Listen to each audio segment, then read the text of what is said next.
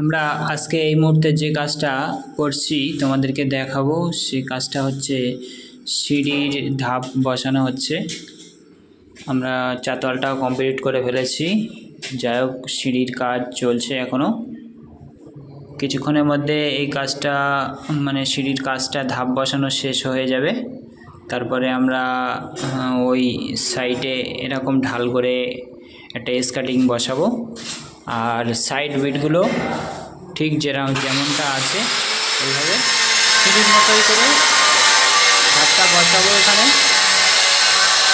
যাই হোক, পরের ভিডিও পুরো কাজটা তোমাদেরকে দেখিয়ে দেবো। কাজটা কিভাবে হচ্ছে আমাদের সাথে দেখতে থাকো, আর মানে আমাদের ভিডিওটা দেখতে থাকো, আর কিভাবে কাজ আমরা করছি তোমাদেরকে দেখাই। পরের ভিডিওয়ে তোমাদের পুরো কাজটা দেখাবো যে কিভাবে আমরা কাজটা করেছি বা করছি।